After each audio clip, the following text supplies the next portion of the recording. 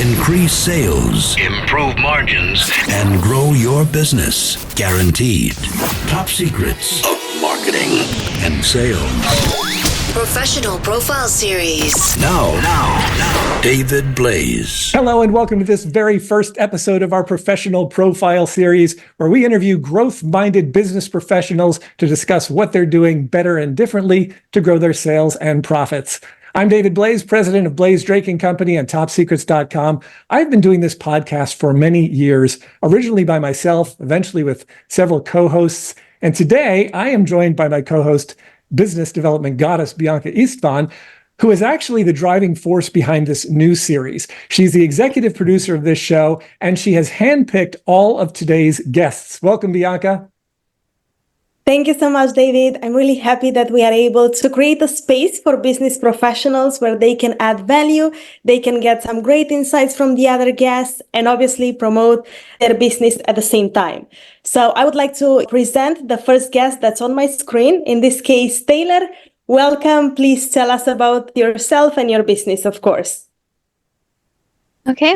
Hi, guys. Thank you, Bianca and David, for having me. I'm happy to be here. So my name is Taylor King. I was born and raised here in North Carolina, and I am an insurance agent here in North Carolina. I have about a decade of experience. So I currently work as a broker. I'm appointed by over 15 companies here in the state of North Carolina to sell insurance.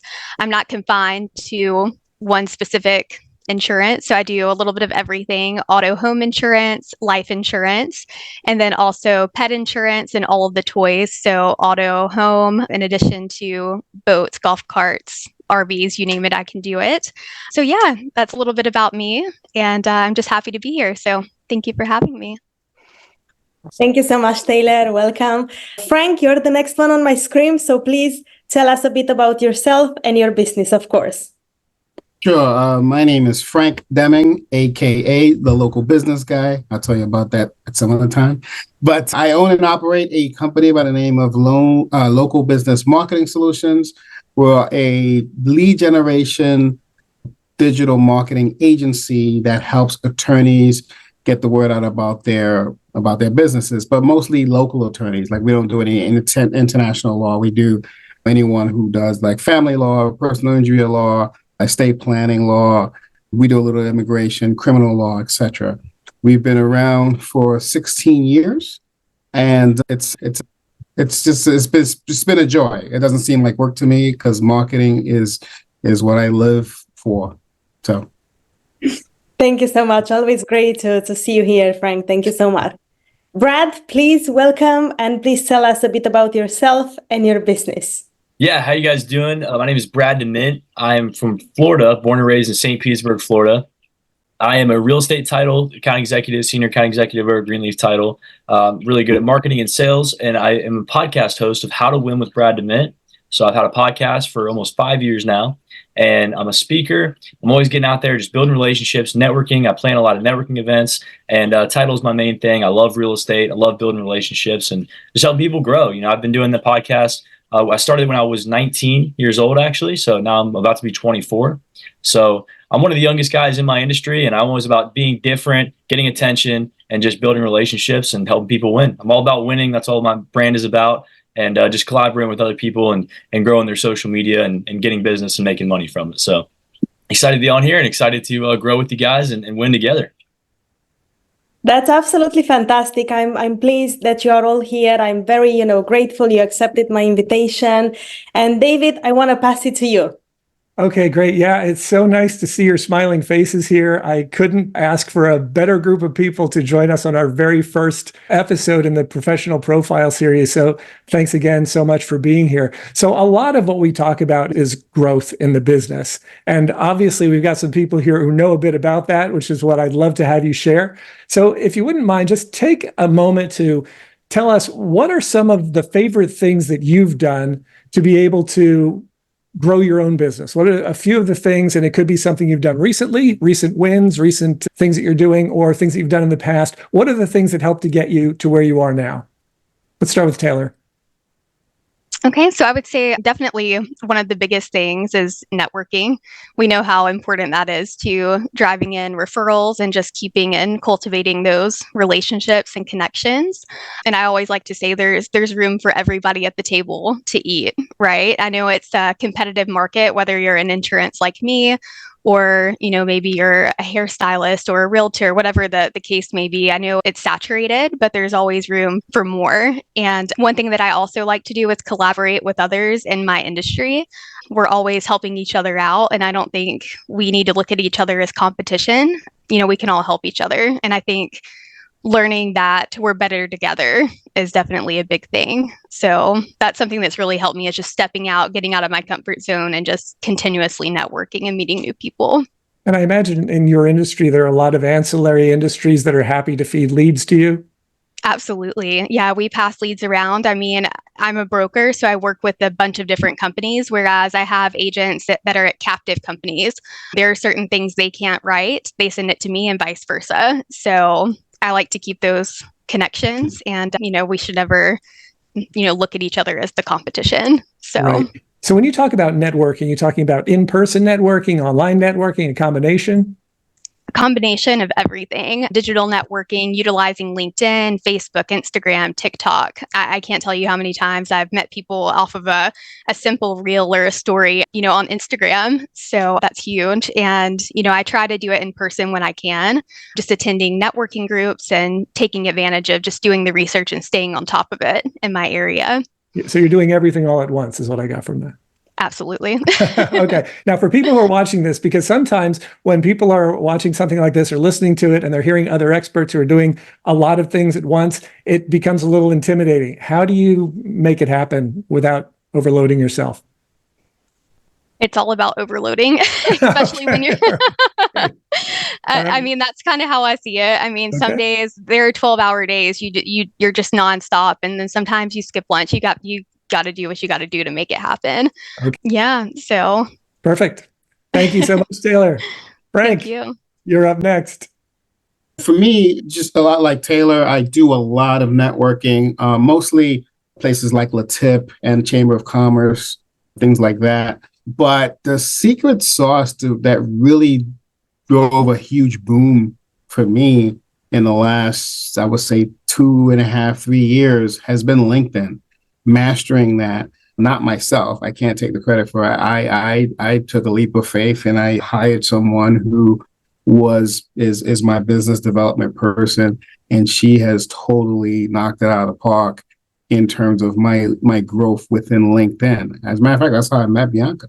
But LinkedIn has been my secret sauce, just mastering that art, understanding, her cultivating the relationships for me within LinkedIn, and then me taking it off of LinkedIn and meeting the potential clients and turning them into clients. That has been a huge boost for me. And just staying visible, staying in front of being a helpful source to people as well, whether it be online or offline. That was important. There have been many, hey, Frank, let me pick your brain for a half hour, and they take me to lunch kind of thing. And that's been helpful. And then using those types of conversations usually led into a referral. Hey, you got to talk to so-and-so because this was awesome. Thank you for everything. And then all of a sudden you get another. So it's funny. Like when it rains, it really pours. It just comes in and then you can't really handle it. And then you just got to scale. So it's kind of fun. And so as you've made this transition from offline to online, particularly with LinkedIn, just talk briefly about that. Just give me a few seconds on how that went for you. It wasn't really a transition. It was more of an addition, because I never stopped doing offline. But it was basically just having that conversation, using and I give credit to my business development person. She knew my voice, so she knew how to speak in my tone. Yeah. So when we got it offline and they spoke to me, it was like we never skipped a beat. That's awesome. So as long as you can maintain your tone, your voice, there won't be a disconnect, if you will. Now, you've got an additional challenge because when you're working with lawyers, there are certain things they can say and certain things they can't say, right? Yeah. Like the word guarantee, Not happening. A lawyer would never say. Okay. But they use the word depends a lot. So give me some context on that. They'll say, oh, well, do you think I can win this case? It depends. Okay. That also sounds like a good New Jersey answer, if I'm not mistaken. It depends. Yeah. Awesome. Thank you so much, Frank. Brad, you are muted. You'll need to unmute yourself. And what do you think? Yeah, I love what Frank and Taylor were saying. Networking is key when it comes to business, when it comes to growing your brand. And that's something that I've been doing the last 5 years since I've been in the title business. I've been, always trying to network because that's what all my customers want to do too. And I realized that, and I'm like, well, how can I provide value to them? So one of the things that I started doing too is I would show up to all the networking events, and I still do, but I started just planning my own events. Actually, right before I got on this call, I was planning a goal setting seminar for realtors at the end of the month because I know I went and I spoke at different real estate offices, and I've been doing that. But one of the biggest things that I've really done with a lot of the networking events is, I've started putting my own events on and inviting people. But some of the people that I want to do business with that might not be as comfortable going to the networking events, I'll bring them with me. Or I'll invite them, and one of the things that I always do at a networking event, and it's funny, I just posted an Instagram reel about this, but a lot of people go to a networking event and they get stuck talking to the same person the whole entire time. Right? Mm-hmm. They might see somebody they know and they talk to that person and they really didn't meet as many people. So, it happens, right? I see Frank raising his hand, So one of the things that I like to do is I ask that person, if I walk up to somebody new, or even if I know that person, I say, who do you want to meet at this event? And I want to introduce you. And if they tell you, like, let's say they want to meet an insurance agent. Well, let's say Frank tells me, well, I really want to meet an insurance agent. I need insurance for my new dog that I got, right? And then I'm going to say, all right, Frank, I know Taylor. She's awesome. Let me go grab Taylor real quick. Then I'll bring Taylor, bring her to Frank, and then connect you guys. And if you become a connector at these networking events, you offer value. And that's something that I always try to do. So then you go to Taylor. Hey, Taylor, who do you want to meet? And you walk up, hey, I'm Brad Demint. Nice to meet you. What would be a good connection for you? And when you become that connector, it's a huge thing. So, I always try to do that. And what that does, you'll meet more people and you offer value from the beginning, but then you don't get stuck talking to the same person the whole entire time. So that's something that I've been doing. And it's funny, I literally just posted an Instagram reel about that not that long ago. So, it was one of those things to where I'm like, you got to network, but effective networking is how you're really going to win. Yeah. And so I love the whole networking thing because that's literally one of the biggest things. And I do it in person and social media, just like you guys were saying. I have the following on social media, but showing up in person, I've always found helps so much more if you can. Not everybody that you're working with is going to be right there in person. So that's why social media is so powerful. And social media is also really good for follow-up too. You still want to pick up the phone and call these people. But, when I post something on social media, all my followers are going to see it. And it's different too. Like, it's whoever's really interested. And then people are going to message you and they feel more comfortable with you. So, if you meet somebody in person, always ask for their social media. Tell them follow you on Instagram, Facebook, get their email, because that way you're going to keep staying top of mind. They're going to want to work with you. So, those are just a few things that have really been working for me and got me to where I'm at today because, at Title, I'm not sure if a lot of you are familiar with my industry. It's all about meeting realtors and mortgage people, networking with other affiliates. Like, insurance is great in our industry to connect with people, but it's one of those things. It's a very boring industry. It's not something a lot of people, it's not something that gets a lot of attention. So I had to realize, how can I be different? And one of the ways to really be different is how can I provide value? And those are some of the things that I do. That's beautiful. I love what you described in terms of networking. And it sounds like the three of you have that in common, which is, so many times we hear the term networking, and Frank, you had mentioned chambers of commerce, and I know there are salespeople in particular who are like, I have gone to my chamber of commerce 100 times. I've never gotten any business from it. And whenever they say that, I'm like, well, are you doing anything other than standing around and sipping a drink and eating shrimp? Because if that's what you do, if you go to the same networking event every single month and you see the same people and you know that they're not there to buy, they're there to sell, then you've totally lost sight of the fact that networking is something different than that. And I love what each of you contributed to this conversation on that, Brad, in terms of what you're doing to connect people and, the fact that this is taking place. Taylor, you're doing this online and offline, and you're doing it in lots of different places. I believe it gives new vigor to the term networking. Bianca, what'd you get so far from what we're talking about here? So thank you so much, David. What I got so far is that Taylor likes to get out of her comfort zone. She loves networking, cultivating relationships, and collaborate with others. Also, she uses social media and networking groups, which is, I believe, is great. Frank, he loves to do a lot of networking, and his secret sauce has been LinkedIn. He loves to cultivate relationships, and also has a superstar of business development. And Brad, he loves to do an effective networking for the last 5 years and plan his own events. He likes to be a connector and obviously uses the social media to follow up with his leads. So Okay. that's absolutely fantastic. Awesome. David? That sounded like the beginning of the dating game to me. If you've ever watched that old show, it's like, tell me about this first. That was awesome. Thank you so much, Bianca. I appreciate it. So the topic today, now that we've gotten introductions out of the way and they just sort of warm things up a bit, our topic today is about first contact. And a lot of times when we talk about first contact, the first reaction we get from people is, first contact, what's that? What are we talking about here? But in terms of first contact, what we're referring to is pretty much exactly that. What is your first contact like with a prospect or client or potential customer? And for different people and for different methods, obviously it's different. If you're meeting someone at a networking event, then your first contact is face-to-face. You're seeing them for the first time. You're interacting like that. If it's online, it can be lots of different ways. It can be that they saw a post of yours and then they interacted with you. It could be that you replied to their post and now you're interacting with them. Lots of different methods of first contact. So I'd like to get a feel for it, and we'll mix up the order. We can mix it up a bit. I don't want you to have to go first every time, Taylor, because that's not quite fair. Gives other people time. That's people okay. to think. Other people time to think is what I'm trying to say. So let's start with you, Brad. This time we'll go in reverse order. So talk to me about your primary first contact with a prospect or client these days.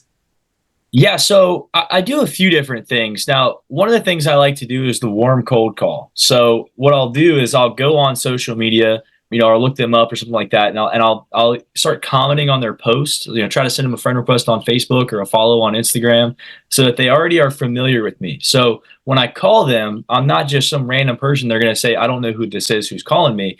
I want them to already have looked at my Instagram. I want them to already look at my Facebook and maybe even look me up and just see a little bit about who I am. Now, they might not always do that, but that's what I call the warm cold call, because, I don't have any problem cold calling people at all. I actually like to cold call. A lot of people hate to do it, but in the real estate world and really any sales job, cold calling you have to do, right? Because it is a numbers game. But I have found that it is more effective when I do those warm cold calls where they at least know who I am before. Or another thing that I've actually seen some people do, if you have an iPhone, and it might do this on Android too, but I know for sure if you have an iPhone, if you send a text to somebody and say, hey, this is Brad Demint from Greenleaf Title, or just say, hey, this is Brad Demint, it'll pop up and say that name may be calling. Like if Taylor did that to me, if Taylor were to go right now and say, hey, this is Taylor King, then I would look at my phone and it would say, maybe Taylor King is calling you. So that's something that I've also learned, because a lot of people might not pick up a random phone call, but if they notice that name, they'll be like, look, maybe I do know a Taylor King, maybe I do know a Frank Demming, right? So, you got to think about that. But the warm cold call has been a huge thing for me. But I also tell people that, sometimes you just got to get out there. You got to get on the phones. And then in person, it's always the introduction. Look them in the eyes. Make sure you're, dressed clean. Make sure your breath smells good, right? Nobody wants somebody that their breath doesn't smell good. They're not, they're not clean, right? That's a huge thing. And it's funny. That sounds so basic, but there's a lot of people. I mean, how many people have you met and they shake your hand and you're just like, I don't even want to talk to this person, right? So, just make sure you present yourself well, because that first impression, that first 3 seconds that they see you is how they're going to remember you. So, you could say all the best things in the world, but make sure you have that good first impression, especially when you're in person, but also when you're on social media too. Awesome. Thank you so much, Brad. Frank. For me, it's, mostly the last 3-4 months has been primarily through LinkedIn. After those first few messages of connection, as long as you send your potential client some sort of value, whether it be an article, or lately what's been working for me has been, hey, I'd love to put you on my podcast, because I also have a podcast. I forgot to mention that in my intro. And I interview attorneys on this podcast so they can get on their soapbox. So it's more of a getting to know you, and so they can get to know me. And then afterwards, if there's a fit for doing some marketing for them, yeah, we'll do that. Or we can introduce them to people that may need their services, whatever. So we always look for value first. I always try to provide them with the value. So the stuff that I send them, if it's not an invitation to be on my podcast, it would be more of something that I've learned about their industry. Let's say they're a family law attorney. Hey, we saw that in this state, and this is old news, but then this say same-sex marriage is now allowed, blah, blah, blah. How is that affecting your business? Things like that. And that seems to spur up a great conversation. Even before I asked to say, hey, I would love to do an analysis of your marketing. Let me show you how we can improve it. That's been my strategy. And that's the same strategy, really, even if I meet them online. If I try to give them more information first, then I know if I can help them, because we do an audit of their business, we do all of their marketing and all that kind of stuff. So I already know that I can help, but I don't lead with that, if that makes sense. Yes. Okay. So when you're initiating contact on LinkedIn, the first thing they get then is what? Is it a DM? Are you commenting on their posts? What's the the first thing they get is, after the connection request, we comment on posts. We maybe join in on the conversation, if you will. Yeah. If someone is commenting, we'll apply to those comments as well. So we're providing value to them. We try to, if we notice that they're in a group that we want to be in, hey, can you recommend me to be in this group as well within LinkedIn? Right. So the first contact, essentially, just the very first step in the process, is the connection request. For Brad, you had indicated the first step for you is very likely a comment on something that they had already posted, and then it leads from there. Perfect. Thank you very much. Taylor, you're up. So I take a lot of different approaches when trying to, source out my prospects. Luckily, I have a lot of Brads in my life, so connectors. I work with quite a few lenders, realtors, car salesmen, that we both have that mutual respect for each other. So how can we pass referrals on and off, back and forth? And it really helps having those connectors that will do warm introductions to their prospects and vice versa. So it might look like one of my realtors, shooting a text and having us all in a group message, hey, Taylor's a great insurance agent. You can trust her. Please entertain a quote from her. And then that's a great introductory way for me to go in and, kind of give my elevator pitch and get them on a phone call. And then, with the social media approach, I do utilize Facebook and Instagram mostly. So people see my reels, posts, stories. I am a business page. So I come up on the recommended pages for a lot of other, business owners. So that's how we kind of connect. And I don't go in with an approach that I'm trying to sell something, more so make a connection and, ask prospects, how can I help you? So that's kind of my approach in my first contact. It's interesting because with the different methods that you're using, obviously your first contact in an in-person setting is different than your first contact online. Your first contact in one particular social media platform might be different than it is on another. And the reason that I really love this topic is that when you think in terms of what that first contact is and sort of where it's going and what the next step is and the next step is and the next step is, you've already planned 3 or 4 steps ahead of anything your competition has ever thought about. There are a lot of people who seem to confuse first contact with business growth. There are a lot of times, I've spoken to audience and I'm like, where does most of your business come from? Or how do you get most of your business? And a lot of times they'll say one thing, they'll say referrals, or they'll say LinkedIn or whatever. And they'll give the first contact method as the way that they get business. But there's a whole process behind that, right? The first contact is the first step. When you know what the first step is, then the second step becomes a lot more obvious, because your second step after meeting someone in person is very different than your second step if you're meeting someone online. But I'm getting ahead of myself. Bianca, what have you got so far from this? Thanks, David. So I know that Brad likes to do the warm cold call, which is, obviously first interacting on social media, keep it, clean in person if it's in a person. And Taylor, Frank was next. Frank likes to comment on LinkedIn posts. He likes to provide value or things that are useful for his leads, potential leads, and uses his podcast as well. Taylor, she has a lot of connections in her life, which is a lucky girl. And she uses social media and Facebook and Instagram to make connections.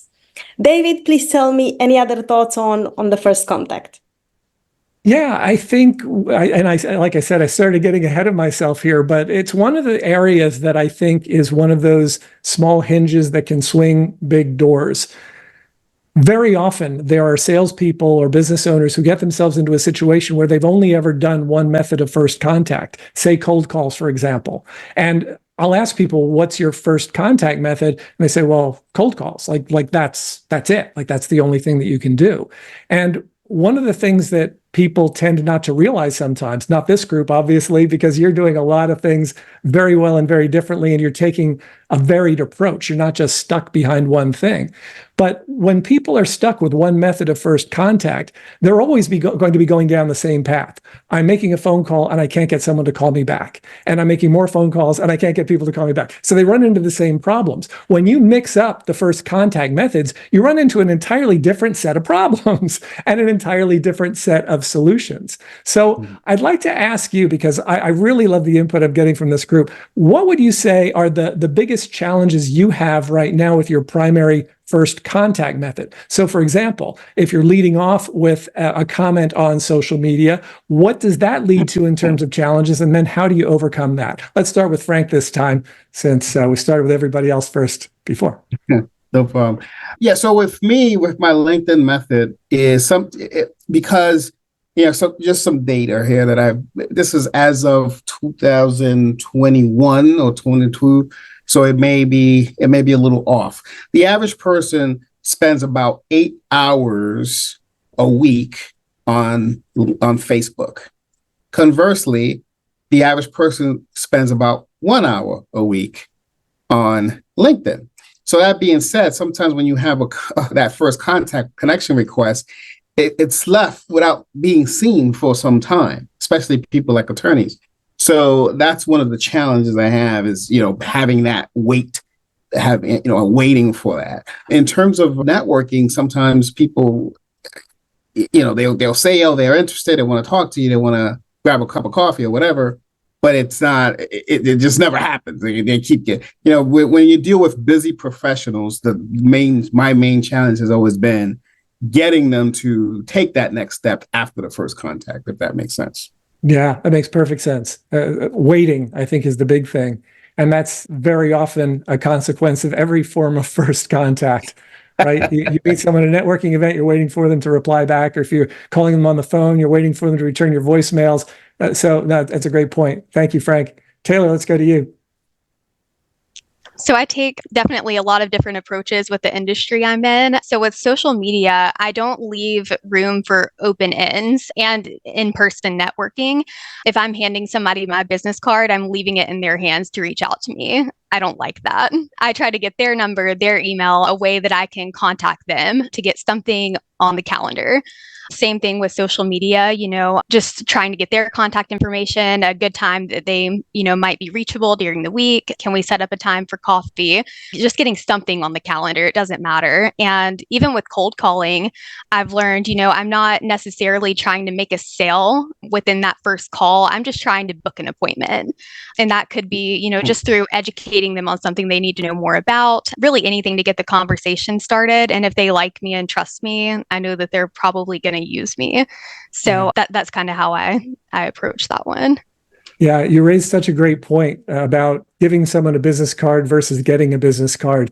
I remember having a conversation with one of my clients talking about going to all these networking events and not having much to show for it. And one of the things I asked her was, well, when you're going in there, what's your goal? And she said, it's networking, interacting with people and talking with people. And I said, well, what if you just switch the goal from that to lead generation? My goal is to walk out of there with as many business cards as I can, as many phone numbers and names as I can. And when you run into the same people that you've talked to at this networking event 10 times, and you already know them and they already know you, and you both know you're not buying anything from anyone, then you can at least go to them and say, hey, is there someone else in your organization that you could introduce me to, right? Or you could at least know not to spend half your networking time talking to that person that you already know is not a great lead. So awesome. Thank you, Taylor. Brad, over to you. Yeah, and I love what you guys are saying. I mean, I can tell me and Taylor have so much in common. I think our industries are very, very similar. I mean, I work with insurance people all the time, so I'm looking forward to connecting with you. And I think that one of the things when it comes to like some of the challenges that you run into is that everybody's already working with somebody else that does what we do, right? There's already, they already have an insurance person, they already have a title person, right? So how do we, really provide more value than their person? So I do run into that challenge, obviously, because I can't close everybody. Not everybody's closable, right? I'm a great salesperson, but not everybody's closable. So, and it's all about building that relationship. So, let's say somebody doesn't call me back right away. I mean, I was doing this right before, I went to 4 different open houses yesterday. They're all over 7 million, right? And those are all very luxury properties that a lot of my competition, they're not even going there. I only ran into one of my competitors yesterday at these properties, because a lot of my competitors, sometimes they think that that's too big, right? They think that they can't get those deals, right? So, when I was in those houses yesterday, I was taking videos and I was posting videos on my social media. I was tagging those agents, sharing them on my network, because I know that that's something that my competitors aren't doing. So, and now some of those realtors, they haven't called me back, right? One of the realtors that wasn't there, it was her listing, and I've done this a few times, and this works in the title industry, but it doesn't always work. But you can kind of think about how to make it work in your industry. But like, this is an example. So like, let's say I have a realtor that doesn't call me back, but I know that they're doing an open house at their property. I'll go to their property, I'll make a video, promote them on my social media. They'll get new followers, and they'll be like, man, this guy is actually helping me grow my business. Maybe I should call him back. Now, they don't always call you back. They might, it happens, right? And I think that's a huge thing to think about there is, to not take it personal. It says that in the 4 agreements. You don't want to take things personal all the time. And just because somebody doesn't call you back, look, that's their fault, right? And you have to know inside that you are valuable and that you're worth something. And if people aren't, I kind of have this mentality this year that I'm not going to beg people for business, right? I think a lot of people get caught in that they're going to beg people for business. They'll do whatever it takes to get the deal. Now, that doesn't mean that you don't want to try really hard to get their business, but it does mean that, you want to know that you're worth something. And that if people are working with you, that, they should want to work with you, but you have to learn how to provide value. But I really do have that mindset of this year is I'm not going to beg to work with somebody. I wanted to build real relationships, and that's how I'm going to build real loyal people to work with me. And I'm starting to build that. I mean, I have really loyal people that are working with me. And, sometimes I don't like working with people that don't want to genuinely want to work with me. So I think, focusing on that real relationship, and if you keep following up, and if they basically never answer you after a couple, now, and I know I'm talking a little long there because I just want to like touch on that real quick, because if you do follow up with these people, you never know, right? There's people I followed up with for 5 years, and they finally are sending me business after just following up for 5 years, right? So I wouldn't necessarily say completely never talk to these people again, but you don't want to waste your time on people that aren't going to ever work with you. And you want to just really kind of build that relationship. When you build really good relationships, that'll solve all those problems. But don't waste your time too much and focus on building real relationships. Yeah, I think that's such a great point, Brad, because there are a lot of people who feel like I have to close everyone I interact with. And if you've got that kind of time and you've got that kind of patience, knock yourself out. But for most of us, there is a disqualifying process that needs to happen. And I've always sort of likened it to a game of musical chairs where the music stops, there's one chair missing, somebody's got to go. If I'm interacting with a lot of prospects, I want to keep the ones that are interacting, and I want to get rid of the ones that are probably not a good fit. So a lot of really good qualification, in my mind, is about disqualification. Okay, Bianca, I'd like you to share your insights up till now. Thanks, David. So, I believe the biggest takeaway is that, it really takes time. We need a lot of patience, to get the first response, to get the first meeting, and, to get someone to call you back.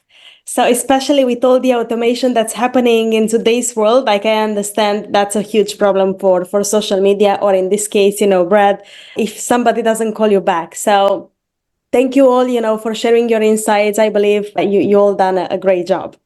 David, back to you. All right.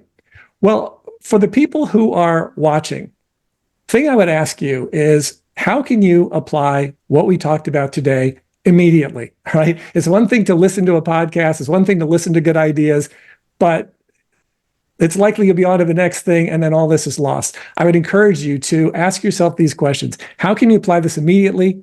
What sort of change is that likely to make? If you were to do just one of the things that we talked about here, what sort of change is that likely to make in your business?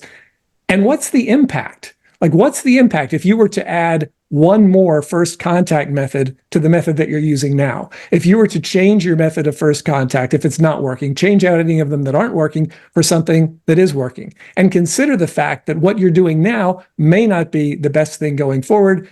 Hopefully, those are some of the takeaways you could have gotten from this program. If any of you watching would like to discuss how we can put this to work for you in your business, be sure to go to topsecrets.com/call, schedule a call with our team. We'd be happy to have that conversation. Thank you so much to this panel. You have been wonderful. Our inaugural panel, well done. First time out, you just knocked it out of the park. Thank you so much. Thank you so much, everyone, for joining us. Thank you. Thank you for having us. Thank you so much. Increase sales, improve margins, and grow your business. Guaranteed. Top Secrets. TopSecrets.com.